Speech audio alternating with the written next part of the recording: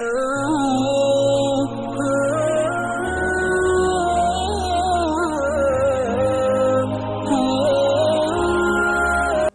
رجب کا مہینہ چل رہا ہے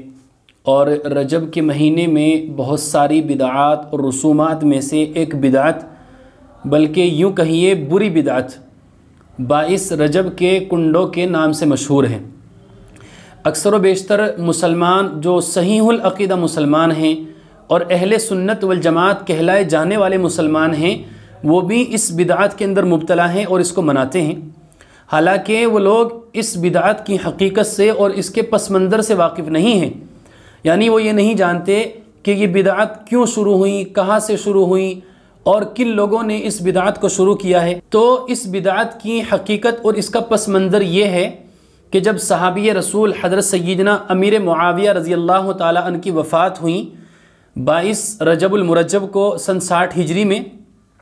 تو جو لوگ حضرت سیدنا امیر معاویہ رضی اللہ تعالیٰ عنہ سے دشمنی رکھنے والے تھے اور آپ سے بغض و حسد رکھنے والے تھے، تو ان لوگوں نے حضرت سیدنا امیر معاویہ رضی اللہ تعالیٰ عنہ کی وفات پر خوشی کا اظہار کیا، اور ان لوگوں نے شیرنی وغیرہ بنائی، کنڈے وغیرہ بنائے، اور بنانے کے بعد اس کو ایک مکان کے اندر رکھ دیا۔ اور جو لوگ بھی حضرت سیدنا امیر معاویہ رضی اللہ تعالیٰ عنہ سے بغض رکھنے والے تھے اور آپ سے حسد کرنے والے تھے، ان لوگوں نے ان تمام ایسے لوگوں کو اس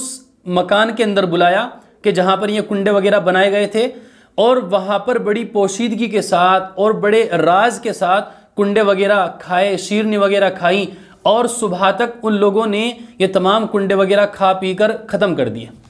کیونکہ اس زمانے کے اندر ان لوگوں کا غلبہ نہیں تھا اور اہل سنت والجماعت کا غلبہ تھا، اہل سنت والجماعت کا زور تھا، اس لیے ان لوگوں نے اس بدعت کو اور اس خوشی کو بڑی پوشیدگی کے ساتھ اور بڑے راز کے ساتھ اس کا اظہار کیا۔ لیکن جب سے ان لوگوں کا راز فاش ہوا اور ان لوگوں کی یہ بدعت لوگوں کے سامنے آئی، تو ان لوگوں نے لوگوں کے طعن سے بچنے کے لیے اور اپنے دفاع کے لیے اس کو حضرت جعفر صادق علیہ الرحمہ کی طرف جھوٹ منسوب کر دیا۔ یعنی یوں کہا کہ ہم تو حضرت جعفر صادق علیہ الرحمہ کی ولادت کے اوپر یہ خوشی کر رہے ہیں، حالانکہ حضرت جعفر صادق علیہ الرحمہ کی نہ ولادت کا نہ ان کی وفات کا رجب سے کوئی تعلق ہے۔ حضرت جعفر صادق علیہ الرحمہ کی ولادت ہوئی ہے رمضان کے مہینے میں اور آپ کی وفات ہوئی ہے شوال کے مہینے میں۔ تو ان لوگوں نے نمبر ایک تو حضرت امیر معاویہ رضی اللہ تعالیٰ عنہ کی وفات کے اوپر اس طریقے سے خوشی کا اظہار کیا، اور نمبر دو جب ان کا راز فاش ہوا تو ان لوگوں نے لوگوں کے لعن طعن سے بچنے کے لیے اس کو حضرت جعفر صادق علیہ الرحمہ کی طرف جھوٹ منسوب کر دیا۔ تو اب آپ اندازہ لگا سکتے ہیں کہ یہ بدعت جو کہ ایک صحابی رسول کی وفات کی خوشی کے اوپر منائی گئی ہے کتنی بدتر ہو سکتی ہیں۔ تو جو لوگ اور جو مسلمان صحیح العقیدہ مسلمان ہیں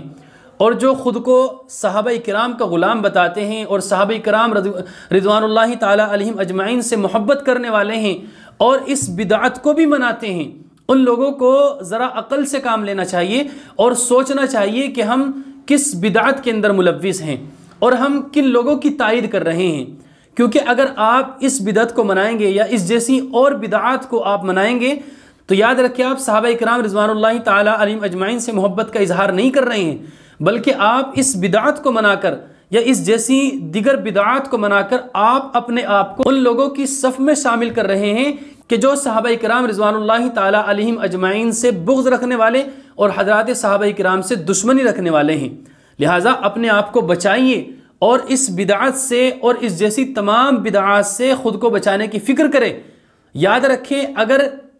کوئی بھی مسلمان صحابہ کرام رضوان اللہ تعالیٰ علیہم اجمعین کی شان میں گستاخی کرے یا صحابہ کرام رضوان اللہ تعالیٰ علیہم اجمعین کی شان میں گستاخی کرنے والوں یا ان کی وفات کے اوپر خوشی منانے والوں کے اندر اپنے آپ کو شامل کرے گا تو صحابہ کرام کا تو کچھ نہیں بگڑے گا۔ اللہ تبارک و تعالیٰ نے ان کو تو معاف کر دیا ہے اور ان کے لیے اللہ تبارک و تعالیٰ نے جنت کا فیصلہ کر لیا ہے، ان کا تو کچھ نہیں بگڑے گا۔ لیکن جو لوگ بھی صحابہ کی شان میں گستاخی کرنے والے ہیں یا صحابہ کرام کی وفات کے اوپر خوشیاں منانے والے ہیں اور جو لوگ خوشیاں منانے والوں کی تائید کرنے والے ہیں، ان لوگوں کی آخرت تباہ و برباد ہو جائے گی۔